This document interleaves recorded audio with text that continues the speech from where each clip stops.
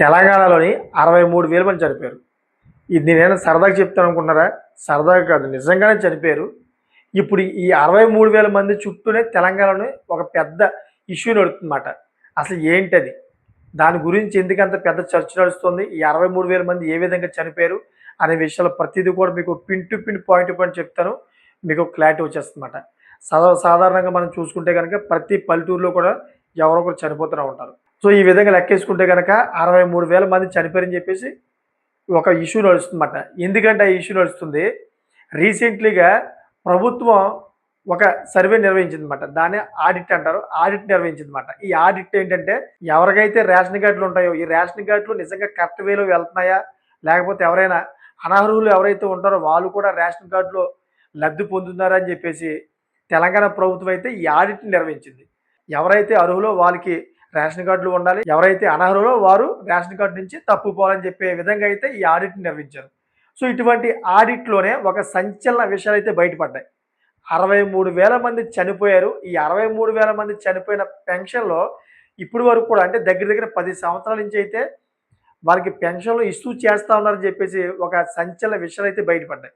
అది కూడా ఎవరు చెప్పారంటే ఏదైతే తెలంగాణ ప్రభుత్వం ఉందో తెలంగాణ ప్రభుత్వమే చెబుతోందన్నమాట. ఈ రాజకీయ నాయకులు ఎవరో సీఎం రేవంత్ రెడ్డి గారే చెబుతా ఉన్నారు. దగ్గర దగ్గర 10 సంవత్సరాల నుంచి 63,000 మంది చనిపోయిన వ్యక్తుల పేరు మీద పెన్షన్ అంతా కూడా ఇష్యూ అవుతా ఉంది. ఈ పెన్షన్ అంతా కూడా ఎవరు తిన్నారు? కొన్ని కోట్లు, కొన్ని వందల కోట్ల రూపాయలు ఎవరు తింటారు అని చెప్పేసి ఇప్పుడు ఆ ప్రభుత్వం ప్రశ్నిస్తా ఉందన్నమాట. ఇక్కడ ఒకసారి మనం చూసుకుంటే ప్రతి ఊర్లో కూడాను ఎవరో ఒకరు చనిపోతూ ఉంటారు.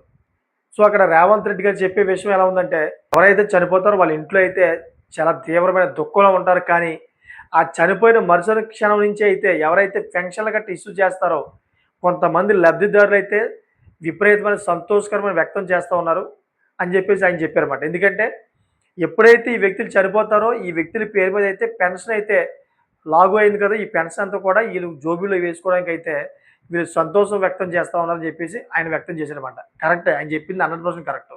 ఎందుకంటే చనిపోయిన తర్వాత ఈ డబ్బులు ఏవైతే ఉన్నాయో పెన్షన్ డబ్బులన్నీ కూడాను వీళ్ళ ఖాతాలోకి వెళ్ళిపోతాయి.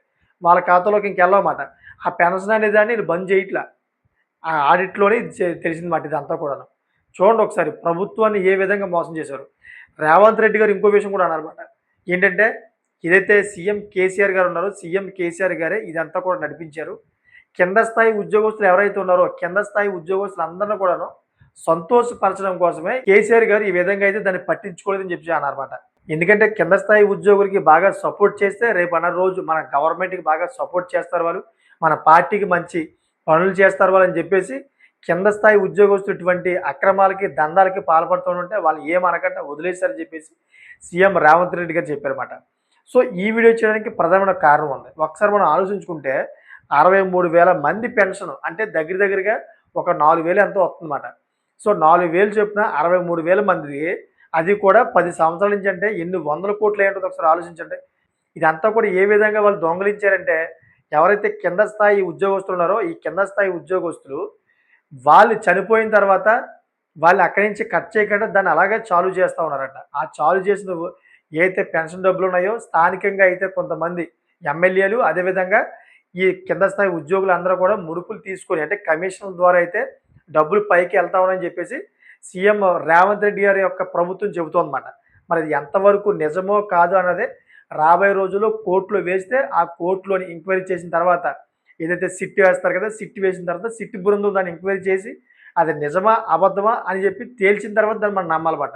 ఎందుకంటే 60,000 మంది చనిపోయిన తర్వాత ఈ విధంగా పెన్షన్ చాలువ పెట్టి ఆ డబ్బులన్నీ కూడా వీళ్ళందరూ వీళ్ళ ఖాతాల్లో అది వేసుకున్నారంటే అది మామూలు విషయం కాదు. చాలా పెద్ద విషయం. ఇప్పుడు తెలంగాణలోని ఒక పెద్ద చర్చనీయాంశం అయిందన్నమాట. ఎవరి నోటు చూసినా గాని ఇప్పుడు ఇదే విషయం నడుస్తా ఉంది. దీంట్లో కొంతమంది ఏం చెప్తూ ఉన్నారు ప్రతిపక్ష నేతలు సీఎం రేవంత్ రెడ్డి గారు ఈ పెన్షన్‌లు అదేవిధంగా పథకాలు గట్టా నడిపించలేకపోతున్నారు. ఆయన దగ్గర డబ్బులు లేవు. ఆయనైతే రెవెన్యూని జనరేట్ చేయలేకపోతున్నారు. అందుకని చెప్పేసి ఇటువంటి కార్యక్రమాల్ని శ్రీకారం చుట్టారాయన. మొత్తం రేషన్ కార్డులన్నీ కూడా బంద్ చేసేస్తా ఉన్నారు. అంతేకాకుండా ఎవరైతే పెన్షన్స్ ఉన్నాయో వాళ్ళందరూ కూడా చనిపోయారని చెప్తా ఉన్నారు. చనిపోయారని చెప్పేసి ఆ పెన్షన్‌లు కూడా ఆపేస్తా ఇదొక కారణం పెట్టుకొని ఆయన మొత్తం పెన్షన్‌లందరూ కూడా ఆపేద్దామని చెప్పే రీతిలో ఉన్నారు. చాలామందికి పెన్షన్‌లు గట్టా కట్ చేసేసారు ఆయన అని చెప్పేసి ప్రతిపక్ష నాయకులు కూడా చెబుతూ ఉన్నారు. అంటే ఇక్కడ ప్రతిపక్ష నాయకుల మాటలు నమ్మాలా? లేకపోతే సీఎం రేవంత్ రెడ్డి గారు చెప్పిన మాటలు నమ్మాలా? అర్థమనే పరిస్థితిలో ఉన్నారన్నమాట ప్రజలు కూడాను. ఎందుకంటే సీఎం రేవంత్ రెడ్డి గారేమో 63,000 మంది చనిపోయిన వ్యక్తుల పేరు మీద అయితే పెన్షన్ ఇప్పటిదాకా పొందారు. మొత్తం ప్రభుత్వ అధికారులు, అదేవిధంగా స్థానికంగా ఎమ్మెల్యేలు అందరూ కూడా దాన్ని షేర్లుగా తీసుకొని అందరూ కూడా ఆళ్ళ ఖాతాలో వేసుకున్నారని చెప్పేసి రేవంత్ రెడ్డి గారు అంటున్నారు. కానీ ప్రతిపక్ష నాయకులు ఏమంటున్నారు? ఇతను డబ్బులు ఇవ్వలేక పెన్షన్‌లన్నీ కూడా కట్ చేద్దామని చూస్తా ఉన్నాడు. అందుకే 1,00,000 పెన్షన్‌లు కట్ చేసేద్దామని ప్లానింగ్ ఏసాడు. అందుకే ఇటువంటి కారణాలు చెబుతున్నారని చెప్పేసి వీళ్ళు చెప్తా ఉన్నారు. ఏది ఏమైనా గాని రేపన్న రోజు అది సుప్రీం కోర్ట్ దాకా ఎళితే గనక ఈ సిట్ అధికారులు ఏదైతే ఎంక్వైరీ చేస్తారో అది బయటపడిన తర్వాత మనకు తెలుస్తదన్నమాట. దీంట్లో ఎంతవరకు సత్యం ఉందో, ఎంతవరకు తప్పు ఉందన్నది. సో ఏది ఏమైనా గాని ప్రజల సొమ్ము తినడం అత్యంత దారుణమైన విషయం. ఎందుకంటే చనిపోయిన వ్యక్తుల యొక్క ఏదైతే పెన్షన్ ఉందో ఆ పెన్షన్‌ని వీళ్ళు తినడం చాలా బాధాకరమైన విషయం. ఎందుకంటే ప్రజలందరూ కూడాను ప్రభుత్వ అధికారుల మీద నమ్మకం పెట్టుకుంటారనమాట. అది కింద స్థాయి అయినా గాని, పై స్థాయి అయినా గాని. ప్రభుత్వ అధికారుల మీద బాగా నమ్మకం పెట్టుకుంటారనమాట. ఎందుకంటే వాళ్ళు పెన్షన్‌ని బాగా మనకిస్తారని. అంతే విధంగా పెన్షన్ లబ్ధిదారు ఎవరైతే ఉన్నారో చనిపోతే, ఆ చనిపోయిన వ్యక్తి యొక్క పెన్షన్ ఆఫ్ చేస్తారని చెప్పేసి వాళ్ళు అనుకుంటారన్నమాట. అంటే ఎంత నమ్మకంగా అనుకుంటారో చూడండి ఒకసారి. ఆ నమ్మకాన్ని వమ్ము చేయకూడదు కదా! సో, ఇటువంటి ప్రజల నమ్మకాన్ని ఈ విధంగా మోసం చేయడం కరెక్ట్ కాదు నా ఉద్దేశంలోని. రాబోయే రోజుల్లో మరి దీని మీద ఎంక్వైరీ వేస్తే ఎవరెవరు పట్టుబడతారో చూడాలి. ఎందుకంటే ఇది చిన్న విషయం కాదు. 63,000 మంది పెన్షన్స్ అది కూడా చనిపోయిన వ్యక్తి పెన్షన్స్ దెబ్బేశారని చెప్పేసి ఈ కారణం ఎత్తారు కదా! దీంట్లో ఎంతమంది ప్రభుత్వ ఉద్యోగులు బయటపడతారో ఒకసారి ఆలోచించండి. నాకు తెలిసిన మటుకైతే ఏదైతే రెవెన్యూ డిపార్ట్‌మెంట్ అదేవిధంగా పంచాయతీ డిపార్ట్‌మెంట్ ఏవైతే ఉన్నాయో ఇయన్నీ కూడాను బయటపడతాయి. చాలామంది కింద స్థాయి ఉద్యోగస్తులందరూ కూడాను దీంట్లో ఊచుకోకి అయిపోతారు. 100% ఎందుకంటే ఒకవేళ నిజం అనుకో 100% దీంట్లో ఎవరెవరైతే పాల్గొన్నారో, ఎవరెవరి హస్తమైతే ఉందో వాళ్ళందరిని కూడా తీసుకెళ్ళి జైల్లో వేస్తారన్నమాట. అంతేకాకుండా ఎవరైతే ఎమ్మెల్యేలు ఉన్నారో, ఎక్స్ ఎమ్మెల్యేలు వీళ్ళందరి మీద కూడాను చట్టపరంగా చర్యలు తీసుకుంటారు. ఆళ్ళు రాజకీయ నాయకులు కాబట్టి ఆళ్ళ మీద కేసులు వేసినా, మళ్ళీ వాళ్ళు తిరిగి మళ్ళీ లాయర్‌ని పెట్టుకొని వాదించుకొని వచ్చేస్తారని కూడా అది వేరే విషయం. కానీ ఇక్కడ బుక్ అయ్యేది ఎవరంటే ప్రభుత్వ ఉద్యోగులమాట. ఎప్పుడు కూడా బలైపోయేది ప్రభుత్వ ఉద్యోగులే బలైపోతారు. ఎందుకంటే రాజకీయ నాయకుల దగ్గర డబ్బెక్కువ ఉంటది. ఆళ్ళెప్పుడు కూడాను ఒక మంచి లాయర్‌ని పెట్టుకుంటారు.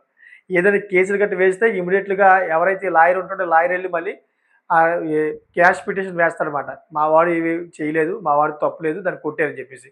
అది నడుస్తా ఉంటది. ఈ వ్యక్తి మాత్రం ఇక్కడే ఉంటాడు. కానీ ఎవరైతే ప్రభుత్వ ఉద్యోగస్తుడు ఉంటాడో, ప్రభుత్వ ఉద్యోగస్తుడికి అంత స్తోమత ఉండదు. ఒక లాయర్‌ని పెట్టుకొని, అదేవిధంగా కోర్ట్‌లో వేసే అంత స్తోమత ఉండదు, టైం ఉండదు. సో, అటువంటప్పుడు ఏం చేస్తాడు? ఆ వ్యక్తి నిజంగానే ఇటువంటి తప్పు పనికి పాల్పడాడని చెప్పి తెలిస్తే గనక, ప్రభుత్వం ఇతని మీద చర్యలు తీసుకుంటది. ఎవరైతే ప్రభుత్వ ఉద్యోగస్తులు ఉన్నారో వాళ్ళ మీద. సో, ఎప్పుడైతే చర్యలు తీసుకుంటదో వాళ్ళ మీద చట్టపరమైన యాక్షన్ తీసుకొని ఇమ్మీడియేట్‌గా జాబ్ నుంచి సస్పెండ్ చేసేయడమో, లేకపోతే జైలుకి పంపించడమో చేస్తదన్నమాట. అంటే అటు ఇటు తిరిగి ప్రభుత్వ ఉద్యోగస్తులే లాస్ట్‌కి మునిగిపోతారన్నమాట. ఈ మోసం చేసిందంతా కూడా ప్రభుత్వ ఉద్యోగస్తులే అని చెప్పేసి వాళ్ళ మీద నెట్టుతారు. ఇదంతా కూడా రాజకీయం మాట. అందుకనే ప్రభుత్వ ఉద్యోగస్తులు ఏదైనా పని చేసినప్పుడు ఒక్కటికి 10 సార్లు ఆలోచన చేయాలి. లేని పక్షంలోని ఇటువంటి విషయాలు ఇరుక్కుపోతారన్నమాట. రేపు అన్న రోజు ఈ 63,000 మంది చనిపోయారని చెప్పేసి నిజంగా తేలితే ఎవరైతే ప్రభుత్వ ఉద్యోగస్తులు హస్తం ఉందో వాళ్ళందరూ కూడా తీసుకెళ్ళి బొక్కలో వేస్తారు. అందరూ కూడా సస్పెండ్ చేసే అవకాశాలున్నాయి. సో, చూసారు కదా! ఈ విధంగా అయితే తెలంగాణలోని పెద్ద ఇష్యూ నడుస్తుంది మరి.